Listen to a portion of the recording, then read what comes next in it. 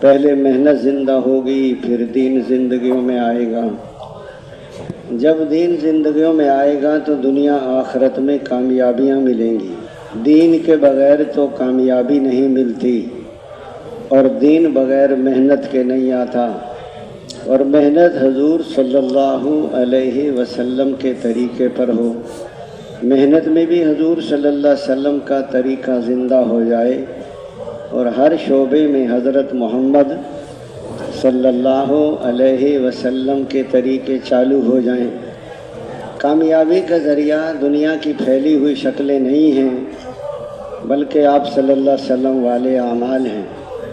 کامیابی نظر آتی ہے شکلوں میں، کامیابی ہے عملوں میں، نظر آتی ہے باہر، اور کامیابی ہے انسان کے اندر، نظر آتی ہے دور، اور کامیابی ہے قریب۔ اندر کا یقین صحیح ہو جائے اور بدن سے نکلنے والے اعمال صحیح ہو جائیں، اندر میں یقین اللہ تعالیٰ کی ذات کا آ جائے اور باہر میں طریقہ حضور صلی اللہ علیہ وسلم کا آ جائے تو کامیاب ہو جائے گا۔ اللہ تعالیٰ نے کامیاب کرنے کے لیے باہر کی چیزوں کا محتاج نہیں بنایا۔ ہر آدمی کو عمل کرنے کے لیے اعضاء جوارح سب کے پاس برابر کے ہیں۔ حضور صلی اللہ علیہ وسلم والی محنت میں آپ صلی اللہ علیہ وسلم والی فکر بھی ہو، درد و غم بھی ہو، بے چینی، بے قراری۔ یہ جو درد و غم ہے اس کام کی روح ہے۔ فرمایا درد و غم ہوگا تو یہ تبلیغ کا کام طبیعتوں پہ بوجھ نہیں ہوگا، اور اگر درد و غم نہیں ہے تو یہ تبلیغ کے تقاضے طبیعتوں پر بوجھ بن جائیں گے۔ جیسے تاجر کو تجارت کی فکر ہے، وہ تجارت کے کسی کام کو بھی بوجھ محسوس نہیں کرتا، رات دن لگے رہتے ہیں۔ عید کے دنوں میں تو ساری رات جاگتے ہیں، بلکہ دعا مانگتے ہیں کہ 29 کا چاند نظر نہ آئے، 30 کا چاند نظر آئے، اور کمائی کا ایک دن اور مل جائے ہم۔ فرمایا درد و غم ہوگا تو یہ تبلیغ کا کام طبیعتوں پہ بوجھ نہیں ہوگا، اور اگر درد و غم نہیں ہے تو یہ تبلیغ کے تقاضے طبیعتوں پر بوجھ بن جائیں گے۔ فرمایا درد و غم کیسے پیدا ہوگا؟ فرمایا جب قوت عمل بڑھے گی تو قوت فکر بھی بڑھے گی۔ جو سارے دن دعوت دے دے کے تھکتے ہیں وہ راتوں کو روتے بھی ہیں۔ فرمایا تھکا دینے والی محنت ہو، اور رلا دینے والی دعائیں ہوں، اور گھلا دینے والی فکر ہو۔ فرمایا حضور صلی اللہ علیہ وسلم دائی ہو اور بے فکر ہو، یہ دائی کی موت ہے۔ کہ تبلیغ میں تو بہت لوگ لگے ہیں، کہ تبلیغ تو کسی کو لگی ہے۔ پہلے آدمی تبلیغ میں لگتا ہے، پھر تبلیغ اس کو لگتی ہے، پھر لوگوں کو لگاتا ہے کہ بنا ہوا بناتا ہے۔ جو صالح ہوگا وہ مصلح بنتا ہے، اپنا بننے میں سب کا بننا ہے۔ 6 نمبر کے بغیر دائی کی اپنی زندگی دین نہیں بنتی، اور دین ان سے پھیلتا ہے جن کی اپنی زندگی میں دین ہو، بے دینوں سے دین نہیں پھیلتا۔ 6 نمبر آدمی سیکھ لیتا ہے، اس کو دھوکہ لگ جاتا ہے کہ میں نے تبلیغ سیکھ لی۔ یہ تو 6 نمبر کی حقیقت آ جائے، یہ محنت ہے، یہ ذمہ داری ہے۔ اللہ تعالیٰ نے اس امت کو اس محنت کے لیے چنا ہے، پسند کیا ہے۔ ہر زمانے انبیاء کرام آتے رہے اور محنت فرماتے رہے، اللہ تعالیٰ ان کی محنتوں کو قبول فرماتے رہے اور انسانوں کو ہدایت دیتے رہے، اور دنیا سے کفر و ضلالت کو مٹاتے رہے۔ آخر میں حضرت محمد صلی اللہ علیہ وسلم تشریف لائے، اور آپ صلی اللہ علیہ وسلم نے محنت فرمائی۔ حضور صلی اللہ علیہ وسلم کی محنت کو اللہ نے قبول فرمایا اور انسانوں کو ہدایت عطا فرمائی، دنیا سے کفر و ضلالت کو مٹایا۔ آپ صلی اللہ علیہ وسلم اس محنت کو، اس ذمہ داری کو اپنی امت کے سپرد کر کے دنیا سے تشریف۔ اب یہ ذمہ داری ہر امتی پر ہے، مرد ہو، عورت ہو، بوڑھا ہو، جوان ہو، پڑھا ہو، ان پڑھ ہو، شہری ہو، دین کو سیکھیں، اس پر عمل کریں، اس کو ساری دنیا میں پھیلائیں۔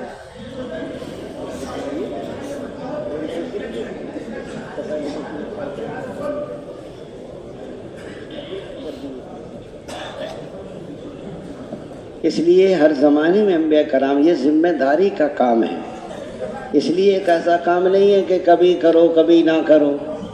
ایسا آدمی تبلیغ میں ترقی نہیں کرتا جو کبھی کرے کبھی نہ کرے. وہ جو دوستو جو ہر حال میں کرے گا وہ جمے گا، اور جو ہر حال میں نہیں کرے گا وہ پت جھڑ کی طرح جھڑ جائے گا. جب تبلیغ کو پیچھے کرتا ہے، نکلنے کے زمانے میں تو بدن کے تقاضے ٹکراتے ہیں اعمال کے ساتھ، گھر چلے جاؤ تو پھر بیوی بچے کاروبار ٹکراتا ہے. جو نکلنے کے زمانے میں بدن کے تقاضے نہیں قربان کرتے عملوں کے لیے، یہ واپس آ کے اپنے کاروبار بھی قربان نہیں کرتے. یہ نکلنے کا زمانہ یہ تربیت کا زمانہ ہے. اگر یہاں محنت کی عادت نہ پڑی دعوت کی تو واپس جا کر مشکل ہو جائے گا اس کے لیے. یہ ایسا کام نہیں جیسے فقیر پیسے مانگتا ہے تو کبھی دیتے ہیں کبھی نہیں دیتے، کبھی کہہ دیتے ہیں بابا معاف کرو، کہہ دیتے ہیں نا فقیروں کو. اور اگر گھر والی پیسے مانگے کہ گھر میں آٹا دال سبزی نہیں ہے، گھر والی کو کہہ دیں گے معاف کرو. آپ صبح کہہ دیں معاف کرو، شام کو گھر میں داخل نہیں ہو سکتے آپ. جیسے ان معصوم بچوں کو بھوک پیاس سے بچانا ضروری ہے، چاہے مزدوری کریں اور چاہے قرض لے کر آئیں اور چاہے ادھار سامان لے کر آئیں، یہاں معاف کرو نہیں چلے گا. فرمایا یہ جو کام نہیں کر سکتا اس کے لیے حکم ہے کہ وہ نکاح نہ کرے، وہ مسجد کے کونے میں بیٹھا رہے اور روزے رکھتا رہے، تسبیح پڑھتا رہے گا. جیسے ان معصوم بچوں کو بھوک پیاس سے بچانا ضروری ہے، ایسے ساری انسانیت کو جہنم کی بھوک اور پیاس سے بچانا ضروری ہے. اگر یہ دین پر نہ آئے، نمازوں پر نہ آئے، غیر مسلم سے ایک جہنمی کو اتنی بھوک لگے گی، دنیا بھر کی انسانوں کی بھوک کو جمع کرو، ایک جہنمی کی بھوک بڑھ جائے گی. اور دنیا بھر کی انسانوں کی تکلیفوں کو جمع کرو، ایک جہنمی کی تکلیف بڑھ جائے گی. اور دنیا بھر کے انسانوں کی ذلت کو جمع کریں، ایک جہنمی کی ذلت بڑھ جائے گی. مصیبتوں کے پہاڑ ٹوٹیں گے ان کو، پھر لوگ چیخیں گے او میں برباد ہو گیا، او میں فلاں کو اپنا دوست نہ بناتا کہ اس نے مجھے برباد کر دیا. یہ جو زندگیاں تبلیغ میں بدل جاتی ہیں، اس ماحول اور یہ اعمال ہیں. جماعت گاڑی میں چڑھی، جیسے جماعت گاڑی میں چڑھی تو دو میاں بیوی بیٹھے تھے پڑھے لکھے. وہ کہنے کہ بابا جی جو تم بستر اٹھائے پھر رہے ہو، تم گھر بیٹھ کے اللہ اللہ نہیں کر سکتے؟ اس نے کہا بیٹا آپ کیا کرتے ہیں؟ اس نے کہا میں کالج پڑھاتا ہوں، پروفیسر ہوں. اور یہ تیری بیوی کیا کرتی ہے؟ کہ یہ سکول ٹیچر ہے، سکول پڑھاتی ہے. بابا جی نے کہا یہ بتائیں آپ کے بچے سکول جاتے ہیں یا گھر پڑھتے ہیں؟ بابا جی نے پروفیسر کو پھنسا دیا 1 منٹ میں. کیا بولے کہ جی سکول جاتے ہیں. آپ کہتے ہیں میں پروفیسر ہوں، بیوی تیری سکول ماسٹر ہے، تم اپنے 4 بچوں کو نہیں پڑھا سکتے؟ بابا جی گھر میں پڑھنے کا ماحول نہیں ہوتا، گھر میں دین کا ماحول ہے. اس نے 1 منٹ میں اس کو تبلیغ دی. یہ جو آپ کے سر پہ ٹوپی آ گئی، آنکھوں میں حیا آ گئی، دعوت دینے لگ گئے، نماز جو گھر میں نماز نہیں پڑھتا یہاں تہجد پڑھتا ہے، یہ ماحول ہے یہاں.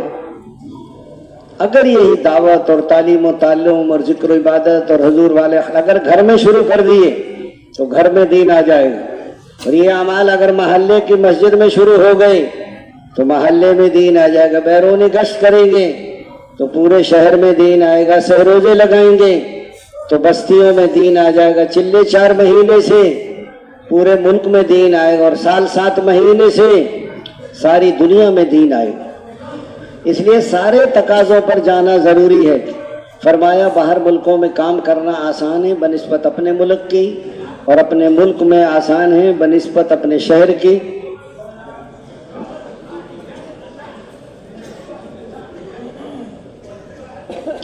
اور اپنے شہر میں آسان ہے بنسبت اپنے محلہ کے.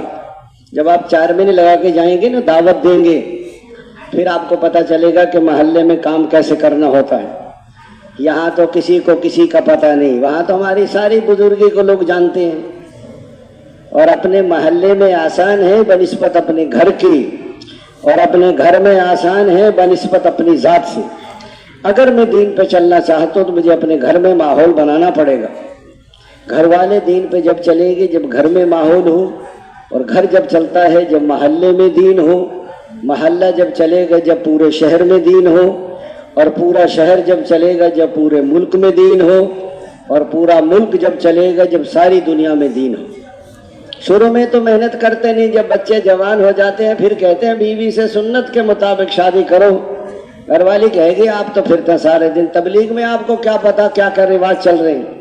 وہ کہے گی یہ بھی کرنا ہے اور یہ کیوں کرنا ہے، کہ کرنا پڑتا ہے آپ کو پتہ نہیں ہے، اور آپ کو زیادہ پریشانی ہو رہی ہے تو سہروزے میں چلے جائیں، آپ سارے کام خود کر لیں گے۔ جب بچے جوان ہو جاتے ہیں پھر ان کی اپنی جماعت بن جاتی ہے، ماں جو ہے وہ امیر بن جاتی ہے، بچے معمور تبلیغ والا اکیلا رہ جاتا ہے، لوگوں کو اخلاق دکھاتے ہیں اور گھر والوں کو آنکھیں دکھاتے ہیں۔ حضور صلی اللہ علیہ وسلم نے فرمایا تم میں سب سے زیادہ بہتر وہ ہے جو اپنے گھر والوں کے ساتھ اچھا سلوک کرے، اور میں تم میں سب سے زیادہ بہتر ہوں کہ اپنے گھر والوں کے ساتھ اچھا سلوک کرتا ہوں۔ عائشہ نرمی کو اختیار کرو کہ نرمی انسان کے اندر زینت پیدا کرتی ہے، اور سختی سے بچو کہ سختی انسان کو عیبدار کر دیتی ہے۔ اللہ تعالیٰ سب سے نفرت کرتا ہے جو سخت مزاج ہو، زیادہ کھانے والا ہو، بازاروں میں چیخنے والا ہو، رات کو مردے کی طرح پڑا سوتا رہتا ہو، اور دن کو گدھے کی طرح دنیاوی کاموں میں پھنسا رہتا ہو، دنیاوی معاملات کا جاننے والا ہو اور آخرت کے امور میں بالکل جاہل ہو۔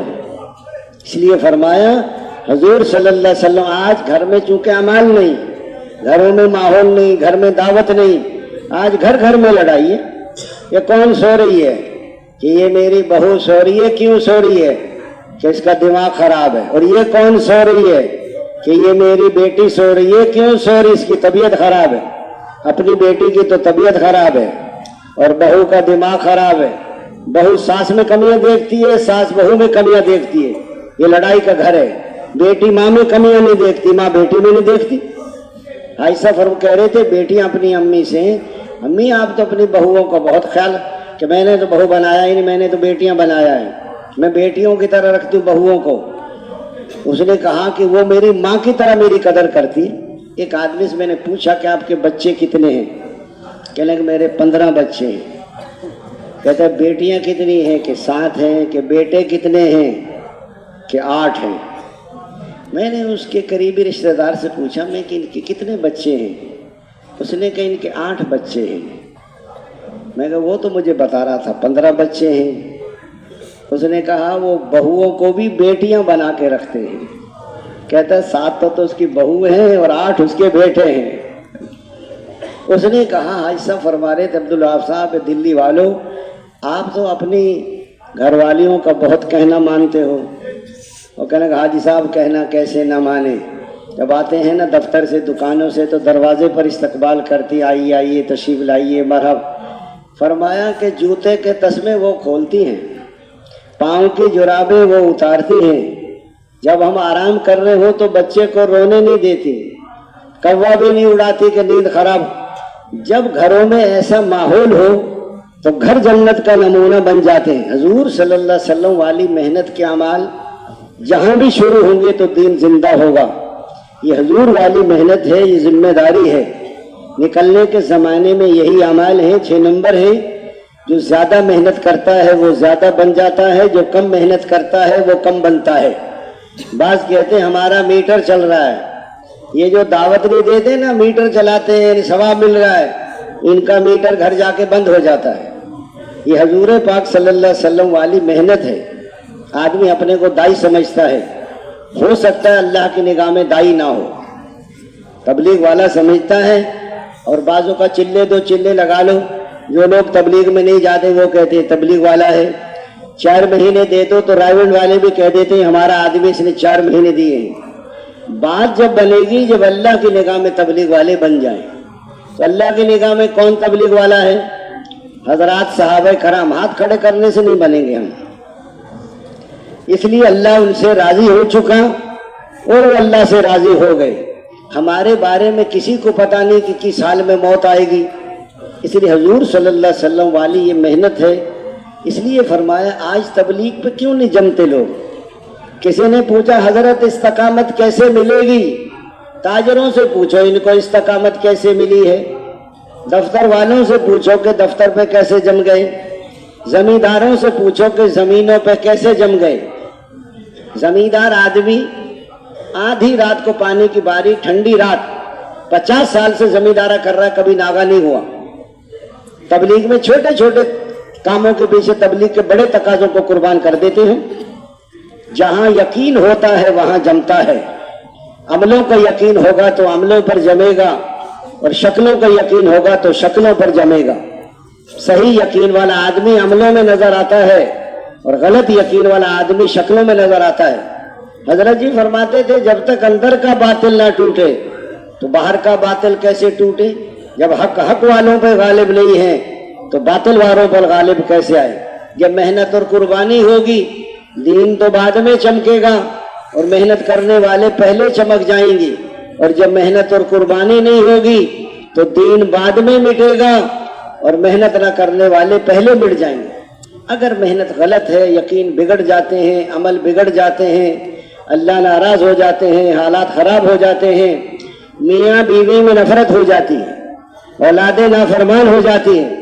बाहर से आएगा थका हारा, बीवी से कह रहा चाय बना दे, बीवी कह रही सो जा, दूध बिल्ली पी गई है, इसके हिस्से का दूध बिल्ली पी जाती है। अल्लाह ताला जब हुक्म टूटते हैं तो जिंदगी को तोड़ देते हैं। सबसे पहले मेहनत बदलती है। दुनिया की जितनी मेहनतें हैं, हम ये नहीं कहते ये गलत है, लेकिन इन मेहनतों से दिलों में गलत यकीन पैदा होते हैं। मेहनत करो, माल कमाओ, चीजें जमा करो, ये दुनिया की जितनी मेहनतें, मेहनत हजूर वाली मेहनत, दिलों में सही यकीन आएगा। हजरत जी फरमाते थे, दुनिया दारुल असबाब है, करते सब कुछ अल्लाह ताला अपनी कुदरत से है, लेकिन असबाब को इस्तेमाल फरमाते हैं। सबसे बड़ा सबब इंसान की अपनी मेहनत का है। मेहनत सबब बनती है इंसान के यकीन का, और यकीन सबब बनता है इंसान के अमल का, और अमल सबब बनता है अल्लाह की रजा या नाराजगी का, और अल्लाह की रजा सबब बनती है हालात की दुरुस्तगी का, और अल्लाह ताला की नाराजगी सबब बनती है हालात के खराबी का। सब लोग अपने हालात बनाना चाहते हैं, खालिक भी मखलूक भी कि हालात अच्छे हो जाएं। हालात का ताल्लुक है अमाल के साथ, और अमाल का ताल्लुक है आज़ा जवारे के साथ, और आज़ा जवारे का ताल्लुक है दिल के साथ, और दिल का ताल्लुक है ईमान के साथ। अगर इसका ईमान बढ़िया होगा तो फिर ये अल्लाह का हुक्म नहीं तोड़ेगा, और अगर ये दुनिया की मेहनतें गालिब होंगी तो यकीन भी गालिब। हजरात साहब कराम 4-6 महीने तो बाहर फिरते थे, वापस आते आधा दिन आधी रात। ये भी उस वक्त जब दीन का तकाजा नहीं, जब यकीन बिगड़ जाते हैं, अमल बिगड़ जाते हैं। फरमाया जब तुम ज़कात को रोक लोगे तो तुम पर बारिश बंद कर दी जाएगी। ज़कात क्यों नहीं देता कि माल कम हो जाएगा। अल्लाह के नबी फरमा रहे अपने मालों की हिफाजत करो ज़कात के साथ, और बलाओं का इस्तकबाल करो दुआओं के साथ, और बीमारों का इलाज करो सदके के साथ। आदमी की एक मुशाहिदे की नजर है, एक गैब की खबर है। मुशाहिदे की नजर तो ये कह रही है कि माल घटेगा, और गैब की खबर ये बता रही है कि माल तेरा बढ़ेगा। अल्लाह के नबी फरमा रहे कि ज़कात सदके से माल बढ़ता है और सूद से माल घटता है। आए दोस्तों, मुशाहिदे की नजर का यकीन निकालना है और गैब की खबर का यकीन दिलों में डालना है। नाप तोल में कमी करेंगे, कहत मुशक्कत और जालिम बादशाह मुसल्लत हो जाएंगे। नाप तोल में कमी ताजिर करेंगे, कहत मुशक्कत जालिम बादशाह सब पर मुसल्लत होंगे, सिर्फ ताजरों पे नहीं होंगे। क्यों कम तोलता है कि माल बच जाएगा।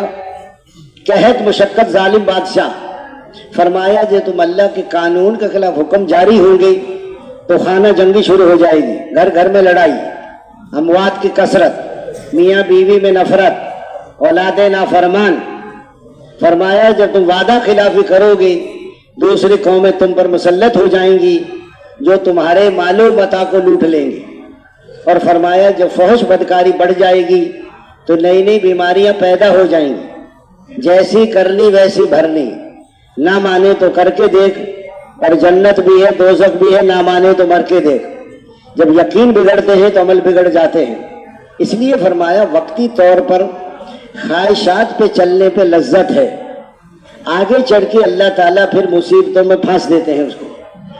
जैसे मछली पकड़ने वाला मछली पकड़ने के लिए कुंडी पे गोश्त लगा के पानी में डाल देता है, छोटी छोटी मछलियां उसके पीछे जाती हैं, बड़ी मछली समझाती है इनके पीछे न जाओ, तुम्हें ऊपर गोश्त नजर, अंदर कुंडी है, और कुंडी के पीछे धागा है, और धागे के पीछे बंदा है, اور بندے کے پاس چھری کانٹا ہے، مرچ مسالہ ہے، تیل کڑھائی ہے، جب تو کھائے گی جھٹکا دے کے تیرے گلے میں پھانس دے گا، پھر تو تڑپے گی، چھری کانٹے سے کاٹے گا، مرچ مسالہ لگائے گا، تیل کڑھائی میں بھونے گا، اور 32 دانتوں کے نیچے چبا کے تیری ہڈیاں کتے کے سامنے پھینکے گا۔ بڑی مچھلی تو تجربے کار تھی، وہ سمجھا کے چلی گئی، اور ان کے منہ میں پانی آ رہا تھا چھوٹی چھوٹی مچھلیوں کے دیکھ کر۔ اس کو قریب گئی تو کھایا تو مزہ بہت آیا، کھاتے کھاتے کنڈی اندر گئی، باہر والے نے جھٹکا دے کے گلے میں پھنسا دیا، اب تڑپ رہی ہے۔ اب بندہ بھی دیکھا، چھری کانٹا بھی، مرچ مسالہ بھی، تیل کڑھائی بھی، وہ تو پھر سب نظر آ گیا۔ جب موت کا جھٹکا لگے گا پھر سب کچھ نظر آ جائے گا، اس وقت کا نظر آنا بیکار۔ موت پر تو سبھی مسلمان ہو جاتے ہیں، فرعون بھی ایمان لے آیا۔ یہ تو اس سے ہے ایمان والو، موت سے پہلے پہلے موت کی تیاری کر لو، جب موت کا وقت آ جاتا ہے تو ہرگز مہلت نہیں ملتی۔ پھر آدمی کہتا میں توبہ کر لیتا، میں زندگی بدل لیتا، میں صدقہ دے دیتا، میں خیرات کر دیتا، میں اچھے عمل کر لیتا، میں اللہ۔ اب پچھتائے کیا ہو جب چڑیا چگ گئی کھیت۔ یہ مال و متاع کی مشغولی، اہل و عیال کی مشغولی ایسی چیزیں ہیں جو آخرت کی تیاری میں کوتاہی کا سبب بنتی ہیں۔ حضرت شیخ لکھتے ہیں رنگالے نہ چندیا گندھالے نہ سی، تو کیا کیا کرے گی اری دن کے دن، نہ جانے بلا لے پیا کس گھڑی، تو دیکھا کرے گی کھڑی دن کے دن۔ جیسے شادی سے پہلے شادی کی تیاری، بارات سر پہ آ گئی، تیاری بالکل نہیں، موت سر پہ آ گئی، کوئی تیاری نہیں۔ یہ تو آدمی پھر آدمی جو آخرت میں جائے گا اور پھر آخرت کے مناظر دیکھے گا، پھر قیامت کا ایک دن 50,000 سال کا، ساری دنیا وہاں ہوگی، پھر اعلان ہوگا فلاں بن فلاں کا بیٹا ناکام ہو گیا۔ آج دوستو اس کو پھر زنجیر ناک میں ڈال کر تپتی ہوئی پاخانے کے راستے سے نکال کر اس کو جکڑا جائے گا، ساری دنیا دیکھے گی، پھر چیخے گا او میں توبہ کر لیتا، او میں زندگی بدل لیتا۔ اونٹ کی گردن کے برابر موٹی سانپ، خچر کے برابر بچھو، آگ کا جلانا، فرشتوں کا مارنا، بھوک کا ستانا، اتنی شدید بھوکوں کے ساتھ کون کڑوا زہر کھا جائے گا، ابلتا خون اور پی جائے گا، پتہ نہیں کتنے مدتوں۔ آج تو توبہ کر لو، زندگی بدل لو۔ آج دوستو بزرگوں اگر ہم نے توبہ کر لی اور زندگی بدل لی تو آج اللہ کے راستے میں نکل کر زندگیاں بدل جاتی ہیں، لیکن جمتے وہ ہیں جو اس کام کو موت تک کرے گا۔ اگر دوستو محنت صحیح ہوگی، دعوت ہے، تعلیم و تعلم ہے، حضور والی محنت ہے۔ دیکھو آپ صلی اللہ علیہ وسلم اپنی امت کے بارے میں اس قدر غمگین رہتے تھے کہ اللہ تعالیٰ کو تسلی دینی پڑی ہے میرے حبیب کہ اپنے آپ کو ختم کر دیں گے اگر یہ لوگ ایمان نہیں لائیں گے۔ اس درجے کا درد و غم ہے کہ اللہ تعالیٰ کو دیکھ کے ترس آ رہا ہے۔ ہر صحابی کو یہ تڑپ تھی۔ حضرت مولانا محمد الیاس رحمۃ اللہ علیہ کو اس قدر غم تھا کہ ان کو غم کی وجہ سے نیند نہیں آتی تھی، تو گھر والی کہتی حضرت آپ کو نیند نہیں آتی، کیا بات ہے؟ فرماتے تھے اگر آپ کو بھی یہ غم لگ جائے تو ایک کی بجائے 2 ہو جائیں۔ فرماتے تھے کسی کی شب سوتے کٹے ہے اور کسی کی شب روتے کٹے ہے، یا الہی ہماری کیسی شب ہے، نہ سوتے کٹے ہے نہ روتے کٹے، نہ روتے رات گزرتی ہے نہ سوتے رات گزرتی۔ اتنا درد و غم۔ آج بتائیے ان کی 20 سال کی محنت سے ساری دنیا میں کتنے تبلیغ والے بن گئے، کتنی مسجدیں، مدرسے، سارا جمع ہو کر ان کے نام اعمال میں جا رہا ہے۔ آج دوستو بزرگوں بھائی محنت ہے، اگر توبہ کر لیں گے، زندگی بدل لیں گے تو دنیا بھی بنے گی اور آخرت بھی۔ موت آئے گی تو 500 فرشتے آئیں گے روح نکالنے کے لیے کہ پاک جسم کی پاک روح نکل اللہ کے حکم سے، اللہ تجھ سے راضی تو اللہ سے راضی، زندگی گزارو رمضان کی طرح، تو موت آئے گی عید کے چاند کی طرح۔ جیسے لوگ عید کے چاند کو دیکھ کے خوش ہوتے ہیں، اپنی موت کو دیکھ کے خوش ہوں گے۔ اس لیے 500 فرشتے، سب کے ہاتھوں میں گلدستے اور ریشمی رومال، ہر فرشتے کی چاہت ہے اس پاکیزہ روح کو میں لے کر جاؤں۔ اس لیے فرمایا اس کے بعد جب آدمی مر جاتا ہے قرآن اس کے سرانے آ کے کھڑا ہو جاتا ہے، جب غسل دیتے ہیں سینے اور کفن کے درمیان چلا جاتا ہے، جب قبر میں اتارتے ہیں تو حسین نوجوان کی صورت میں ساتھ جائے گا، اور فرشتے کہتے ہیں کہ تم ہٹ جاؤ، ہم نے تو سوال کرنے ہیں، اس نے کہا میں اس کو نہیں چھوڑ سکتا کہ یہ میرا ساتھی. آج بتائیے آپ 4 منٹ کے لیے بیوی کہہ رہی ہے میرا تو دل ہی نہیں لگتا تیرے بغیر, تو کہاں جا رہا ہے 4 مہینے میں. اسے کہو قبر میں چلی جائے آپ کے ساتھ, کبھی کوئی بھی نہیں جاتا. یہ باہر سے سب محبتیں جتاتے ہیں, قبر میں تو قرآن جائے گا, اعمال جائیں گے, یہ اللہ کا راستہ جائے گا. پھر دوستو قیامت کا دن ہوگا.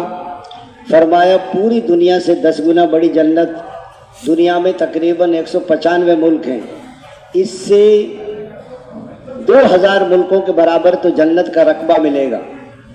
ایک ایک محل جس میں 70 ہزار کمرے, اور ہر کمرے کے 70,000 دروازے, اور ہر دروازے پر 70,000 فرشتے سلام کریں گے. قالینیں بچھی ہوں گی, پردے پڑے ہوں گے, اور گوشت بھنے ہوں گے, اور پھل پکے ہوں گے, دودھ شہد کی نہریں ہوں گی, ہمیشہ کی جوانی ہوگی, ہمیشہ کی صحت ملے گی, اللہ کا دیدار ہوگا, حضور صلی اللہ علیہ وسلم کا پڑوس ملے گا. فرمایا ایک ایک محل میں مسیریاں, سونے چاندی کے بنے مکانات, اور ایسی فرمایا حوریں جو مردہ سے بات کرے تو زندہ ہو جائے, اور کڑوے سمندر میں تھوکے تو میٹھا ہو جائے. بتاؤ جس کا تھوک کتنا میٹھا ہے وہ خود کتنی میٹھی ہوگی. بتاؤ ایک بیوی کے پیچھے ساری زندگی لگا دی, وہ بھی راضی نہیں ہوتی کہ میں نے تیرے گھر میں سکھ نہیں دیکھا آج تک. ہمیشہ کی جوانیاں, ہمیشہ کی صحت. جنت میں ایسے درخت ہیں جو نیچے سے نکلیں گے سونے کے گھوڑے, اور اوپر سے نکلیں گے کپڑوں کے جوڑے. آدمی سونے کے گھوڑوں پہ بیٹھ کر جنت کے جوڑے پہنے گا, اور ہمیشہ کے لیے اللہ کا دیدار ہوگا, حضور کا پڑوس ملے گا. آج تو 10 دفعہ سورت اخلاص پڑھو تو محل بن جاتا ہے. کون کون بنائیں گی؟ ہاتھ کھڑا کرنے سے نہیں بناؤ گے, تمہیں یقین ہوگا تو بناؤ گے. 20 دفعہ پڑھو تو 2 محل بن جاتے ہیں, 30 دفعہ پڑھو تو 3 بن جاتے ہیں. کسی کا بچہ مر جائے, اللہ تعالیٰ فرماتے میرے فرشتے میرے بندے کے بچے کی جان نکال لی, کہ اللہ نکالی. اس نے کیا کیا؟ کہ اس نے صبر کیا, اس نے جنت میں محل بنا دو, اس پہ بیت الحمد لکھ دو.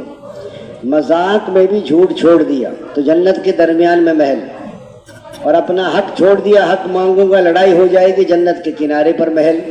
بہت اچھے اخلاق ہو تو جنت میں اوپر کے درجے میں محل. فرمایا آپ 12 سنتیں جو روز پڑھتے ہیں اس پر بھی روزانہ محل بنتا ہے. آپ کسی کی عیادت کے لیے جا رہے ہیں یا ملاقات کے لیے جا رہے ہیں, ایک فرشتہ پکار کر تیرا چلنا مبارک, تو نے جنت میں اپنا ٹھکانہ بنا لیا. مسجد بن رہی, حضور نے جب مسجد نبوی بنانے کا ارادہ کیا, فرمایا جو مسجد بنائے گا اللہ تعالیٰ اس کے جنت میں محل بنائیں گے. عورتوں نے عرض کیا یا رسول اللہ ہم بنائیں گے, اور مردوں نے عرض کیا یا رسول اللہ ہم بنائیں گے. فرمایا دن کو مرد بنائیں گے, رات کو عورتیں بنائیں گی. سب کو یقین تھا کہ محل بن جائے گا. ایک آدمی مکان بنا کر بیچتا تھا, تو اس نے جو بڑا کام کرنے والا تھا نا, جو بڑا مستری, اس نے کہا ٹھیکیدار صاحب میں بوڑھا ہو گیا ہوں, میں مکان نہیں بنا سکتا. اس نے کہا یہ 10 مرلے کا مکان ہے, یہ تم بنا دو پھر جاؤ. خیر اس نے 1-2 مہینے میں وہ تیار ہو گیا. اس نے کہا ٹھیکیدار صاحب یہ مکان کی چابی پکڑو, اور یہ مکان. اس نے کہا بھائی یہ مکان آپ کو ہدیہ ہے. وہ مستری سر پکڑ کے بیٹھ گیا کہ تو مجھے پہلے بتا دیتا کہ تیرا ہے تو میں کیسا بناتا اس کو. حالانکہ ان مکانوں میں رہنا نہیں ہم نے. ایک آدمی کہہ رہے گا شیخ صاحب آپ بھی کرائے کے مکان پہ رہتے؟ اس نے کہا چودھری صاحب سبھی کرائے پہ رہتے ہیں, کوئی تھوڑا تھوڑا دیتا ہے, کوئی کھٹا دے دیتا ہے, کسی نے نہیں رہنا, سب کے جنازے نکلیں گے ان مکانوں سے. یہ رہنے کی جگہ نہیں ہے. آئے دوستوں بزرگوں بھائیوں, یقین بدل جائیں, طریقے بدل جائیں, اللہ تعالیٰ کے خالق ہونے کا یقین آ جائے, اس کے مالک ہونے کا یقین آ جائے. ساری دنیا مل کر ایک لنگڑے مچھر کے ٹیڑے پر کو سیدھا نہیں کر سکتے, کو گھاس کے تنکے کو بنا نہیں سکتا, کو بنے ہوئے کو توڑ نہیں سکتا, کو ٹوٹے ہوئے. فرمایا کہ تم پیدا کرتے ہو یا ہم پیدا کرتے ہیں, یا بارش تم برساتے ہو یا بارش ہم برساتے ہیں, یا کھیتی تم اگاتے ہو یا کھیتی ہم. اے میرے بندو تم تو سب کے سب ننگے ہو, کپڑے میں پہناتا ہوں, تم سب کے سب گمراہ ہو, ہدایت میں دیتا ہوں, تم سب کے سب بھوکے ہو, رزق میں دیتا ہوں. فرمایا دوستو بزرگوں بھائیوں, ساری دنیا مل کر ذرے کے برابر بنا نہیں سکتے. ذرا بازو میں طاقت آ گئی, مول صاحب آپ کو تو مل جاتا ہے, ہم تو کما کر قدر پیچھے چلے جائیں. جب ماں کی گود میں پیشاب پاخانہ نکل جاتا تھا، اور پیچھے جائیں جب ناپاک خون خوراک تھا، اور پیچھے چلے جائیں جب سبزی اور غلوں میں پھیلے ہوئے تھے، اور پیچھے جائیں تو زمین کے ذرات میں، سورج کی شعاؤں میں، چاند کی کرنوں میں، ہواؤں کی لہروں میں، کھاد کی گندگی میں، بارش کے قطرات میں، زمین کے ذرات میں، سورج کی شعاؤں میں، کھاد کی گندگی میں انسان پھیلا ہوا تھا۔ دیکھنے سننے والا ہم نے بنایا۔ اللہ تعالیٰ بارش کو برساتے ہیں، پھر کھیتیوں کو اگاتے ہیں، پھر ماں باپ کھاتے ہیں، پھر پانی پر تصویر بنا ہے۔ دنیا میں کوئی مصور جو پانی پر تصویر بنائے؟ جمع ہوا خون، پھر گوشت کا لوتھڑا، لوتھڑے میں ہڈیاں، اور ہڈیوں پر گوشت، اور گوشت۔ ایک دن کے بچے کو دودھ پینا کون سکھاتا ہے؟ ساری دنیا کی مائیں مل جائیں، ایک دن کے بچے کو دودھ پینا نہیں سکھا سکتی۔ فرمایا چھوٹے بچے کو رزق دینے والا، اور ٹوٹی ہڈی کے جوڑ دینے والا، اور پیاسوں کی پیاس بجھانے والا، اور بھوکوں کے پیٹ بھرنے والا، اور ننگوں کو کپڑا پہنانے والا، اور مسافر کو ٹھکانہ دینے والا، اور مجبوروں کی پکار سننے والا، بے سہاروں کا سہارا، درد مندوں کے درد دور کرنے والا، غم زدوں کا راحت رساں، ہر اکیلے کا ساتھی، اللہ اتنا قریب، اللہ اتنا قریب جو کہیں دور نہیں، اور اللہ ایسا غالب جو کسی سے مغلوب نہیں، ذات میں بھی یکتا، صفات میں بھی یکتا۔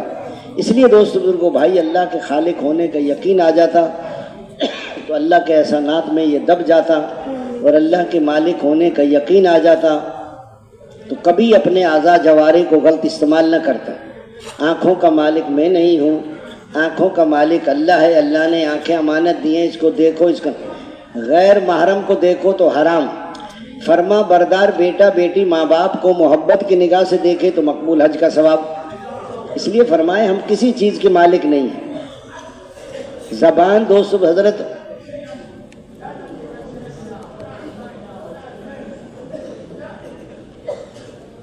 ہم کسی چیز کے مالک نہیں ہیں، آنکھوں کا مالک اللہ ہے، زبان کے مالک کہ یہ بولو یہ نہ بولو۔ حضرت ابو دجانہ رضی اللہ عنہ بیمار تھے، حضرت زید بن اسلم رضی اللہ عنہ کہتے ہیں ہم ملنے کے لیے گئے، ہم نے کہا حضرت آپ بیمار ہیں لیکن آپ کا چہرہ بہت چمک رہا۔ فرمانے لگے مجھے اپنے دو عملوں پہ بہت بھروسہ ہے، ایک تو میں لایانی نہیں کرتا، اور ایک میرا دل سارے مسلمانوں کی طرف سے صاف ہے۔ 4 حدیثیں ہیں، 4 لاکھ حدیثوں کا خلاصہ ہے۔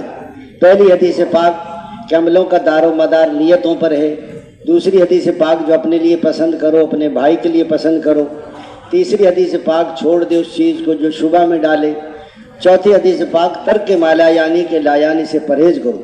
حضور صلی اللہ علیہ وسلم اے ابو ہریرہ کون ہے یہ جو 5 باتیں مجھ سے سیکھے اوروں کو سکھائے عمل کرے؟ یا رسول اللہ میں سیکھوں گا۔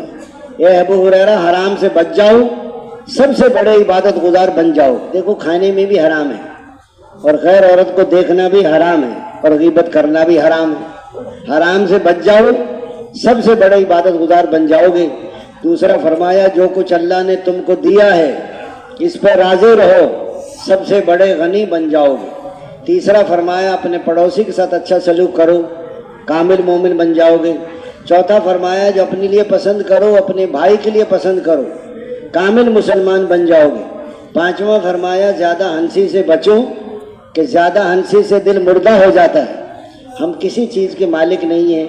آئے دوست بزرگوں بھائیوں، مالک ہونے کا یقین آ جاتا تو کبھی اپنے اعضاء جوارح کو غلط استعمال نہ کرتا، اور اللہ کے رازق ہونے کا یقین آ جاتا تو کبھی رزق کمانے میں اللہ کا حکم نہ توڑتا، لوگوں کو دھوکہ نہ دیتا، کم نہ تولتا، رشوت نہ لیتا، جھوٹ نہ بولتا۔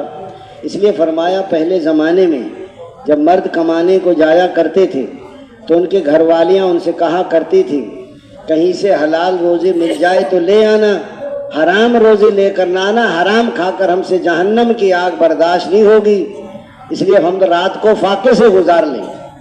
اس لیے فرمایا یہ حج کے قافلہ جا رہا تھا، حضرت ابن عباس رضی اللہ عنہ لے کر جا رہے تھے، راستے میں ایک بندہ مر گیا، جب قبر کھودی تو سانپ نکلا، دوسری قبر کھودی تو سانپ نکلا، اور تیسری قبر کھودی تو سانپ نکلا۔ اس نے کہا اور بھی قبر کھودو گے نا تو سانپ ہی نکلے گا، اس کو اس سانپ کے ساتھ ہی دفن کرو۔ جب حج کر کے واپس آئے تو ان کے گھر گئے کہ ان کے گھر پوچھا تمہارے میاں کیا کرتے تھے؟ اس نے کہا غلے کی تجارت کرتے تھے. کیسے کرتے تھے کہ غلہ نکال لیتے تھے بوری سے اور اس کی جگہ بھوسا بھر دیتے تھے, وہ بھوسے کا سانپ بن گیا. اپنی اپنی کمائیوں پر کڑی نگاہ رکھو, کمانے کا کیسے کماتے ہیں. بعض لوگ ڈیوٹی پہ جاتے نہیں, تنخواہ لے آتے ہیں. اپنی تجارت ہے, محنت مزدوری ہے, اپنی زمیندارہ ہے.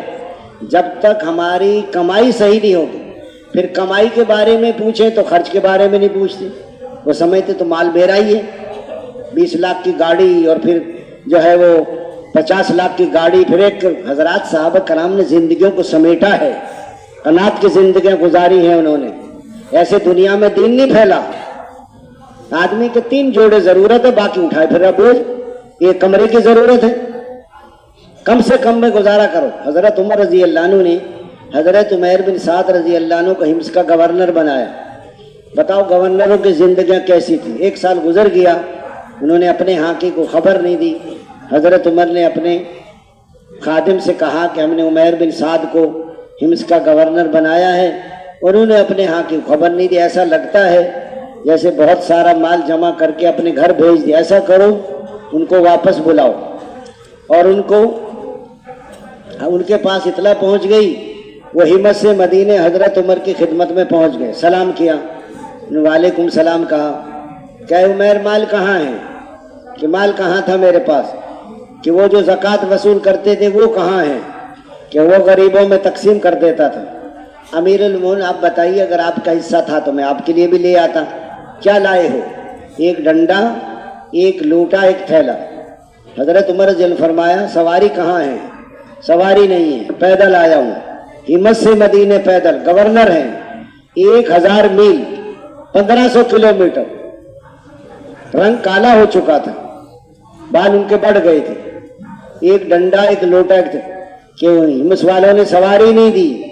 کہ جی میں نے مانگی نہیں, انہوں نے دی نہیں. حضرت عمر نے فرمایا بڑے برے لوگ حمص کے, اپنے گورنر کو سواری بھی نہیں دی. حضرت عمیر بن سعد نے کہا امیر المومنین, خود ہی تو آپ غیبت سے منع کرتے ہیں, خود ہی ان کی غیبت کر رہے ہیں. وہ تو اچھے لوگ ہیں, وہ تو صبح کی نماز پڑھتے ہیں, اور جو صبح کی نماز پڑھے وہ اللہ کی حفاظت میں آ جاتا ہے. حضرت عمر رضی اللہ عنہ نے دیکھا کہ بڑی زاہدانہ زندگی ہے. اے عمیر واپس چلے جاؤ, میں آپ کو دوبارہ گورنر بناتا ہوں. اب میں گورنر نہیں بنوں گا. کیوں نہیں بنو گے؟ میں نے اپنی گورنری کے زور میں آ کر اور زوم میں آ کر ایک عیسائی کو یہ کہہ دیا کہ اللہ تجھے رسوا کرے. اب میں گورنر نہیں بنتا, آپ مجھے اجازت دے دیں, میں اپنے گھر جاتا ہوں.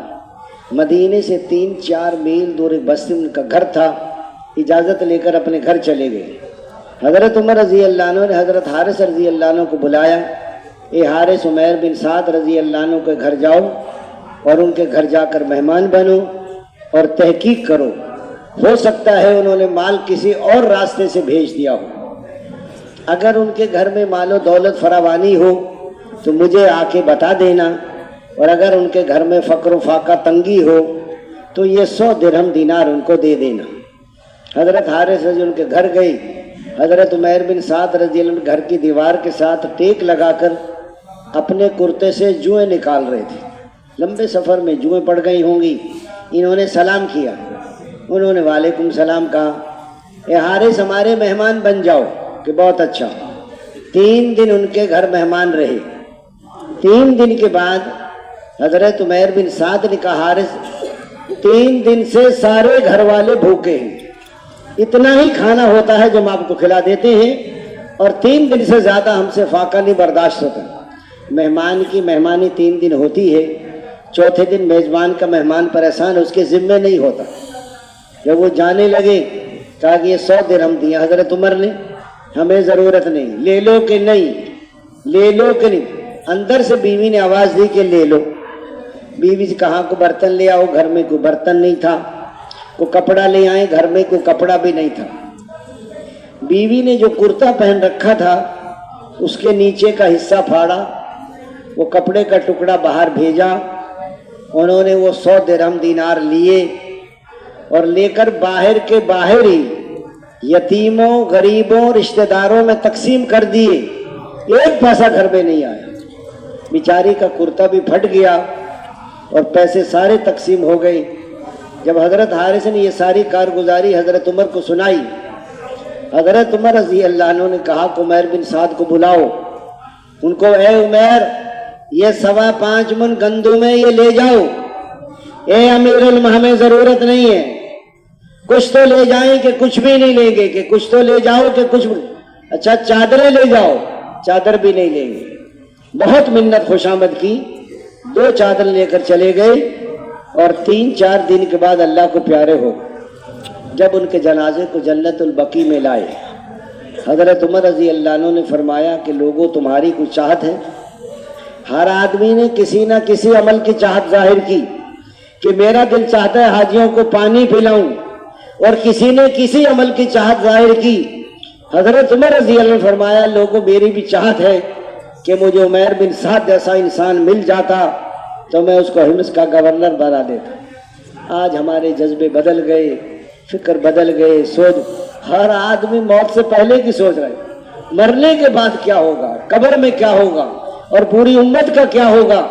یہ تو مرنے کے بعد آج دوستوں ہمارے اعمال اور ہماری فکر قیامت تک کا زمانہ ہے اور پورا عالم۔ حضور صلی اللہ علیہ وسلم اتنا غم ہے امت کا، ہماری زندگیاں بدل جائیں، یقین بدل جائیں، طریقے بدل جائیں۔ حضور صلی اللہ علیہ وسلم کے طریقوں میں کامیابی طریقہ سیکھ لیا، اور طریقے میں کامیابی کا یقین نہ سیکھا۔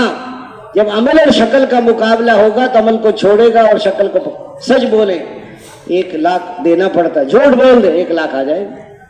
مال ہے، ملک ہے، عہدہ ہے، ڈگری ہے، سونا ہے، چاندی ہے، حضور کے طریقہ نہیں ہے، کبھی کامیاب نہیں ہو سکتا۔ آئے ہماری نمازوں کو دیکھو کہ ہماری نمازوں کا کیا حال ہے، کتنا ہماری نمازوں میں خشوع خضوع ہے۔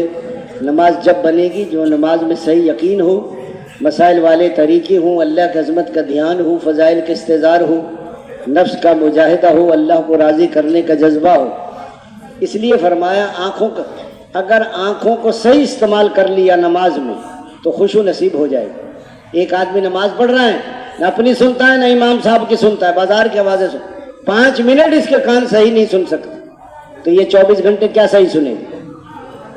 قرآن صحیح ہو، اس کا رزق صحیح ہو، بدن پاک ہو، اس کا رکوع صحیح ہو، سجود صحیح ہو، قومہ صحیح ہو، جلسہ صحیح ہو، فرائض کا پتہ، رزق پاک ہو۔ ایک ہی بات نہیں ہے نماز میں، ایسے نماز نہیں بنے گی۔ حضرت عمر بن عاص رضی اللہ عنہ کے بیٹے کی شادی ہوئی، پہلی رات کے دلہن کے پاس گئے، بیوی سے کہا 2 رکعت نماز پڑھ لوں؟ بیوی نے کہا پڑھ لیں۔ 2 رکعت کی نیت باندھی، صبح سحری تک پورا قرآن ختم کر دیا، پھر روزہ رکھ لیا، روزے بھی نہیں تھے۔ اگلے دن پھر بیوی کے پاس گئی کہ 2 رکعت نماز پڑھ لوں؟ بیوی نے کہا پڑھ لیں۔ 2 رکعت کی نیت باندھی، صبح سحری تک پورا قرآن ختم۔ تیسرے دن سسر نے پوچھا بہو سے بیٹے کو کیسا پایا؟ بہو نے بتا دیا بیٹا بڑا نہیں کہ ساری رات نماز پڑھتا ہے، سارے دن روزہ، حالانکہ روزوں کو مہینہ نہیں تھا۔ حضور صلی اللہ علیہ وسلم کے پاس لے کر گئی کہ میری بیوی کا بھی حق ہے اور تیرے بتاؤ کیسی نماز تھی؟ ہماری نمازوں کا کیا حال ہے؟ اللہ کے وعدے تو نمازوں کی حقیقت پر پورے ہوں گے۔ ہم جو نماز میں چھوڑ گئے، یا تو عالم بنو یا طالب علم بنو، یا علم کو توجہ سے سننے والے بنو، یا علم اور علم والوں سے محبت کرنے والے بنو، اور 5ویں قسم کے نہ بنو ورنہ ہلاک ہو جاؤ گے۔ علم کے بغیر آدمی اللہ کو بھی نہیں پہچان سکتا۔ علم بڑی دولت ہے، اس کو یاد کرنا تسبیح کے برابر، مطالعہ کرنا روزوں کے برابر، یہ حضور والی محنت ہے۔ اس میں اللہ تعالیٰ دوستوں بزرگوں بھائی جب محنت کرتے ہیں تو فرمایا اپنے علم میں سے اللہ علم دیتے اور اپنے حلم میں سے اللہ تعالیٰ حلم دیتے۔ اس لیے فرمایا ایک نوجوان کہنے لگا کہ بابا جی تبلیغ والے باتیں بہت کرتے ہیں۔ اس نے کہا بیٹا پہلے باتیں ہوتی ہیں پھر حقیقت بھی آ جاتی ہے۔ کہ کیسے آتی ہے؟ کہ آپ کے دنیا میں آنے سے پہلے آپ کے دادا جان اور آپ کے نانا جان نے تمہاری امی اور ابو کی شادی کے متعلق پہلے باتیں ہوئی ہیں، پھر نکاح ہوا ہے، پھر رخصتی ہوئی ہے، پھر آپ دنیا میں آئے۔ اگر وہ باتیں نہ کرتے تو آپ بھی باتیں نہ کر رہے ہوتے۔ پہلے علم آتا ہے پھر عمل آتا ہے، لیکن یاد رکھنا علم ہے عمل نہیں ہے تو ناکام ہو جائیں گا، اور عمل ہے علم نہیں ہے یہ بھی ناکام ہے، اور علم بھی عمل بھی ہے یقین نہیں ہے تو چل نہیں سکتا، اور اخلاص نہیں ہے تو قبول نہیں ہوتا۔ بعض لوگ جنت میں جا رہے ہوں گے، وہ کہیں آپ کیوں جہنم میں جا رہے ہو؟ ہم تو تمہاری باتوں پر ہی عمل کر کے جنت میں جا رہے ہیں۔ کہ تمہیں تو دعوت دیتے تھے، خود عمل نہیں کرتے تھے۔ بعض لوگ عرب کے پہاڑوں جیسے اعمال لے کر حاضر ہوں گے لیکن جہنم میں پھینکے جائیں گے۔ یا رسول اللہ یہ کیوں پھینکے جائیں گے؟ کہ جب مال آتا تھا تو مال پہ ٹوٹ پڑتے تھے، نہ دیکھتے تھے حلال، نہ دیکھا حرام، نہ دیکھا جائز، نہ دیکھا ناجائز۔ الگ بیٹھ کر جی لگا کہ دھیان جما کے اللہ کا ذکر کریں، جب کہیں سبحان اللہ عیب تجھ میں کوئی نہیں، الحمدللہ خوبیاں تجھ میں ساری ہیں، لا الہ الا اللہ، اللہ جی لگانے کے قابل تو تو ہی ہے، اللہ اکبر، تیری بڑائی کی کوئی حد نہیں، میری چھٹائی کی کوئی حد نہیں۔ حضور صلی اللہ علیہ وسلم پر محبت اور احسانات کے ساتھ درود پاک۔ حضرت ابی بن کعب نے عرض کیا، یا رسول اللہ میں کتنی دیر درود شریف پڑھوں؟ جو میں ذکر اذکار کرتا ہوں چوتھائی وقت درود شریف پڑھ لیا کروں۔ فرمایا زیادہ پڑھو تو بہتر ہے۔ یا رسول اللہ تہائی وقت پڑھوں؟ فرمایا زیادہ پڑھو۔ یا رسول اللہ آدھا وقت درود شریف پڑھوں؟ فرمایا زیادہ پڑھو تو بہتر۔ یا رسول اللہ سارا وقت درود شریف پڑھوں؟ کہ سارا وقت درود شریف پڑھو گے سارے ہم اور سارے غم ختم ہو جائیں گے اور اللہ تعالیٰ اس کی ہر حاجت پوری کرے۔ بعض کام نہیں ہوتے، ان کے نہ ہونے میں بندے کا فائدہ ہے۔ ایک آدمی باہر ملکوں میں کمانے کے لیے جا رہا تھا، 10 سال کا ویزا، ٹکٹ، پاسپورٹ اس کے بیگ میں، استنجے خانے میں گیا، بیگ چور لے کے بھاگ گیا، اسی میں ٹکٹ، اسی میں پاسپورٹ۔ اب ایک ایک من کی گالیاں دے رہا ہے چور کو۔ جہاز تو چلا گیا لیکن وہ جہاز آ کے سمندر میں گر گیا، سب مسافر مر گئے۔ اب چور کو دعائیں دے رہا، اللہ بھلا کرے چور کا، وہ چوری نہ کرتا میں تو مر جاتا۔ اللہ کے ہر فیصلے پہ راضی ہو جانا یہ ایمان والوں۔ حضور صلی اللہ علیہ وسلم کچھ لوگ آئے، وہ تمہارے پاس ایمان کے کیا علامات ہیں؟ یا رسول اللہ 5 کا آپ نے ہمیں حکم دیا ہے، یہ ایمان مفصل ہے، امنت باللہ وملائکتہ وکتبہ ورسلہ والیوم الآخر والقدر خیرہ وشرہ ومن اللہ تعالی والبعث۔ 5 پہ ہمارا عمل ہے، کلمہ، نماز، روزہ، زکوٰۃ۔ 5 ایمانی علامات ہمارے پاس زمانہ جاہلیت سے، وہ کیا ہیں؟ تنگی میں صبر کرتے، تنگی آ جائے تو فراخی میں شکر کرتے۔ نمبر 3 دشمن کا مقابلہ جم کے کرتے۔ نمبر 4 اللہ کے ہر فیصلے پہ راضی ہو جاتے۔ نمبر 5 دشمن کو بھی تکلیف میں دیکھ کے خوش نہیں ہوتے۔ ہمارا تو حقیقی بھائی ہو نا، ہماری ناراضگی ہو اور کسی تکلیف میں مبتلا، ہم کہتے ہیں اس کو صحیح رگڑا لگ رہا ہے اور لگنا چاہیے۔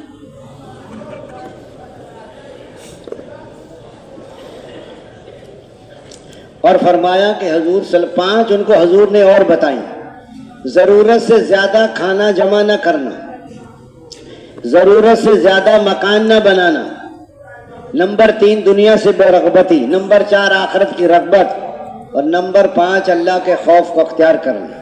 اس لیے فرمایا پچھلی زندگی پہ روتے رہنا اور آئندہ شرع خلاف کو عمل نہیں کرنا۔ آج لاکھوں انسان میری محنت نہ کرنے سے جہنم میں چلے گئے، جیسے میں نے محنت کرنی تھی، رونا تھا، زندگی بدلی۔ استغفار کریں، قرآن کی تلاوت ہے۔ 4 نمبر میں حقوق کی ادائیگی ہے۔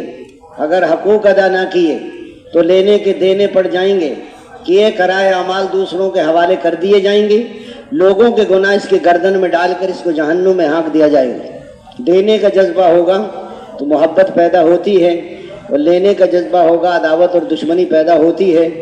لینے کا جذبہ اچھا جذبہ ہے، اللہ سے لینے کا جذبہ ہو، مخلوق کو دینے کا جذبہ ہو، عبادت کے ذریعے سے لینا ہے، اخلاق کے ذریعے سے دینا ہے۔ رزق کا تعلق عبادت کے ساتھ اور دعاؤں کی قبولیت کا تعلق ہے امر بالمعروف نہی عن المنکر کے ساتھ، ہر ظالم کے خلاف، ہر مظلوم کے ساتھ۔ باپ ظالم ہے اور دشمن مظلوم ہے تو باپ کا ساتھ نہیں دینا۔ ایک نوجوان آیا کوئٹہ سے کہ میرے والد نے مجھے گھر سے نکال دیا۔ میں کیوں نکالا ہے؟ میں نے والد کے خلاف گواہی دی ہے۔ میں کیا گواہی دی ہے؟ میرے والد نے کسی کی زمین پہ ناجائز قبضہ کر رکھا تھا، مجھے عدالت میں لے کے گئے، گواہی دو زمین ہماری ہے۔ میں نے جج صاحب کہا جج صاحب میں جھوٹ نہیں بولتا، زمین ہماری نہیں، زمین دوسروں کی ہے، ابا جان نے ناجائز قبضہ کیا ہو۔ ابا جان کا غصہ، مجھے گھر سے نکال دیا، میں بستر کر۔ اگر یہ چیزیں آ جائیں، سارے غیر مسلم آج اسلام میں داخل ہو گئے۔ تسبیح ہمارے ہاتھ میں، روزہ ہمارے پیٹ میں، نماز یہ ہماری پارٹی ہے، یہ ہماری قوم ہے، یہ ہماری برادری ہے، یہ میری اولاد ہے، جن کی وجہ سے حکم توڑ رہے ہیں، کل کو یہ آپ کے خلاف ہو جائے۔ اس لیے فرمایا دنیا میں لینا ریا ہے، آخرت میں لے، دنیا میں واہ واہ، شہرت، نام و نمود، بدلہ، نیکی کا دریا میں ڈال۔ چھپنا نہیں ہے، چھپنا ہے۔ بڑے بڑے عمل کرنے والے سب سے پہلے جہنم میں پھینکے جائیں گے نیت کے خراب. نیت ایسے نکل جاتی ہے جیسے ہاتھ سے مچھلی نکل جاتی ہے. اس لیے فرمایا نیت کا مسئلہ بڑا اہم ہے. حضور صلی اللہ علیہ وسلم والی محنت میں اخلاص کی بڑی، جتنی دعوت دو گے اتنا ایمان آئے گا، جتنا ایمان آئے گا اتنا اخلاص ہے. میواتی کہنے حضرت جی ہمارا کیا بنے گا آخرت میں؟ حضرت جیسے گندم کے ساتھ مٹی تل جاتی ہے نا اسی بھاؤ ایسے نکل جائیں گے. میواتی کہ حضرت جی اگر اللہ نے چھانا لگا دیا تو کیا ہوگا؟ کہ پھر ہم بھی نہیں نکل سکتے. ڈرتے بھی رہو کرتے بھی رہو. ایمان اور اخلاص دونوں جڑواں بھائی ہیں. جماعت میں ایک امیر صاحب تھے، روزانہ ساتھیوں کی ڈانٹ ٹپٹ کرتے تھے. کبھی کسی کو ڈانٹ دیا کبھی کسی کو، ساتھی پریشان رہتے تھے. ایک دن امیر صاحب کہیں چلے گئے، ساتھیوں کو موقع مل گیا مشورہ کرنے کا. امیر صاحب تو روزانہ نمبر لگاتے ہیں، کیا کیا جائے؟ ایک نوجوان کہنے لگا کہ ہم اصل میں امیر صاحب کی خدمت نہیں کرتے، ہمیں خدمت کرنی چاہیے. جس نے یہ رائے دی اس رات کو اکیلا اٹھا اور امیر صاحب کے سارے میلے کپڑے دھو دیے. جب صبح اٹھے تو بیگ خالی تھا، باہر نکلے تو کپڑے خشک ہو رہے. بہت خوش ہوئے. کس نے دھوئے؟ وہ اخلاص والا تھا، اس نے کسی کو بتایا نہیں. اس دن کے بعد امیر صاحب نے کبھی کسی کو نہیں ڈانٹا. ساتھ ہی امیر صاحب وہ ڈانٹ ڈپٹ کیسے چھوڑ دیا؟ آپ تو روزانہ نمبر لگاتے تھے. اس نے کہا مجھے ڈانٹنے کا خیال تو آتا ہے، جب میں ڈانٹنے لگتا ہوں تو سوچ میں پڑ جاتا ہوں کہیں اس نے کپڑے نہ دھوئے ہوں تو چھوڑ دیتا ہوں. ایک اخلاص والے نے سب کی جان چھوڑا دی. آئے دوستوں بزرگوں بھائیو، ساری دنیا میں جو دین زندہ ہوگا وہ حضور صلی اللہ علیہ وسلم والی محنت اور قربانیوں سے. ایک ہماری قربانی کس درجے کی ہے، ایک صحابہ کرام کی قربانیاں کس درجے کی تھی. جب آواز لگی جہاں کے لیے لگی، جب کہا ہر موقع پہ. نہ جان کی پرواہ ہے، نہ مال کی پرواہ ہے، نہ بیوی بچوں کی. صحابہ کرام بیان کرے یا رسول اللہ مکہ مکرمہ چھوڑنا آسان، مدینہ منورہ چھوڑنا آسان، بیوی بچوں کو چھوڑنا آسان، گھر کاروبار چھوڑنا آسان. یا رسول اللہ جب آپ سے جدا ہوتے ہیں تو پتہ ایسا لگتا ہے جیسے بدن سے روح جدا ہو جائے. اتنی محبت تھی حضور سے، وضو کا پانی نیچے گرنے نہیں دیتے تھے. لعاب دہن کو اپنے ہاتھوں پر ملتے تھے. یا رسول اللہ آپ تو جنت میں اوپر کے درجوں میں چلے جائیں گے اور ہم نیچے کے درجوں میں رہ جائیں گے، اور جنت میں تو ملاقات نہیں ہوگی تو جنت میں دل کیسے لگے گا؟ فرمایا اللہ رسول کی بات کو مان لیں گے، وہ جنت میں ان کے ساتھ ہوں گے اور اوپر والے نیچے والوں سے ملنے آیا کریں گے. آپ حضرات دیکھیں صحابہ کرام کی محنت اور قربانیاں. جس درجے کی محنت اور قربانی اس درجے کی ہدایت، اور جس درجے کی ہدایت اس درجے کا دین، اور جس درجے کا دین اس درجے کی کامیابی. یہ چلی 4 مہینے، سال 7 مہینے تو سمندر کا کنارہ ہے. یہ کنارے پر چلے جاؤ تو آپ کو وضو کا پانی مل جائے گا، مچھلی بھی پکڑ سکتے ہیں. ہیرے موتی لال وہ نکالتے ہیں جو گہرے سمندر میں غوطے لگاتے ہیں. شیطان کہتا ہے غوطہ نہ لگائیے تو ڈوب جائے گا. تبلیغ کا کام تو ہوش کا کام ہے، یہ جوش کا کام نہیں. ہوش کہتے ہیں اتباع سنت کو، اور جوش کہتے ہیں ایمانی جذبے کو. دین مٹتا رہے اور دکانیں چمکتی رہیں، یہ ہوش نہیں، یہ بے ہوشی ہے. حضور پاک صلی اللہ علیہ وسلم نے محنت کی ہے. اللہ نے سارے ایمانیات اور عبادات اور اخلاق اور معاملات اور عدل سارے احکامات کو اللہ نے زندہ کیا. لیکن حضور صلی اللہ علیہ وسلم کے وصال سے کچھ دن پہلے مدینے پر حملہ کرنے کے لیے 2 لاکھ کا لشکر آتا روم کی طرف سے. آپ صلی اللہ علیہ وسلم نے اس کے مقابلے کے لیے حضرت اسامہ بن زید رضی اللہ عنہ کو امیر بنایا اور لشکر کے مقابلے کے لیے ان کو روانہ کیا. لیکن جیسے روانہ کیا حضور صلی اللہ علیہ وسلم کی طبیعت ناساز تھی. حضرت اسامہ حضرت زید کے بیٹے تھے، متبنہ بیٹے کی. حضور کو بھی اسامہ سے بہت محبت تھی. وہ لشکر باہر جا کے جروب میں جا کے ٹھہر گیا. حضرت اسامہ روزانہ آتے تھے، حضور سے مل کے واپس چلے جاتے. پھر کچھ دن کے بعد آپ صلی اللہ علیہ وسلم کی طبیعت اچھی ہو گئی اور لشکر روانہ ہو گیا. پھر سوموار کے دن آپ صلی اللہ علیہ وسلم کی طبیعت ناساز ہوئی اور زوال کے قریب حضور کا وصال ہو گیا. اتنا بڑا صدمہ صحابہ پر کہیں نہیں آیا. اتنی محبت تھی، ہر گھر میں رونے کی آواز.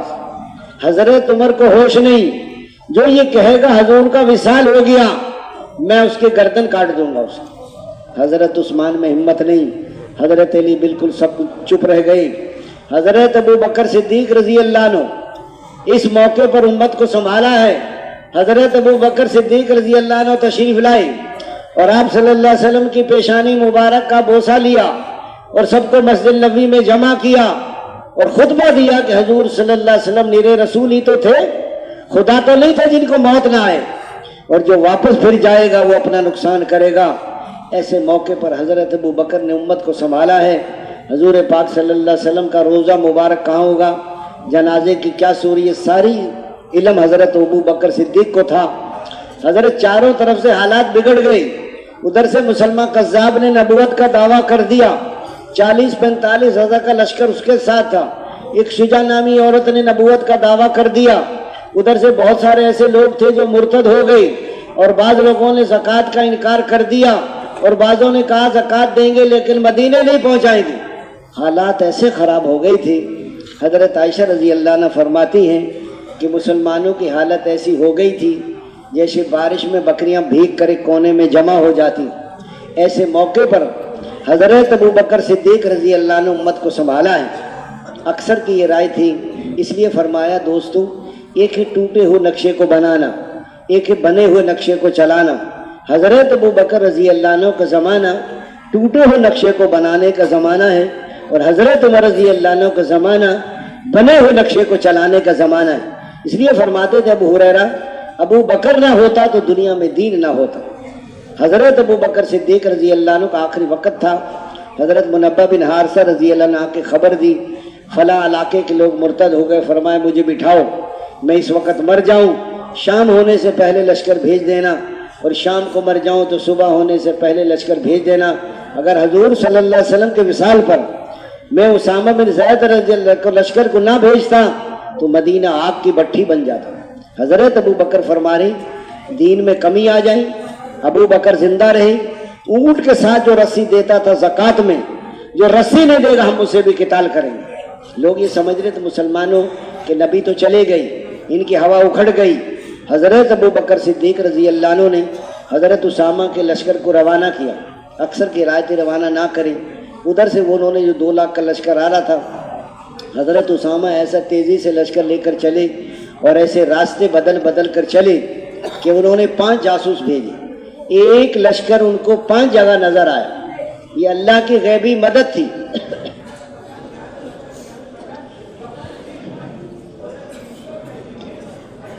وہ دیکھا انہوں نے کہ 5 لشکر تو 5 نظر آئے، باقی جو 400-500 کے قریب بچے، حضرت ابو بکر خود امیر بن کر بستی میں پہنچے، ان سے لڑائی کی، انہوں نے توبہ کی، زکوٰۃ کا اقرار کیا، اور اس کے بعد ظہر کہیں اور پڑھی، مغرب کہیں اور پڑھی، فجر کہیں اور پڑھی، عصر۔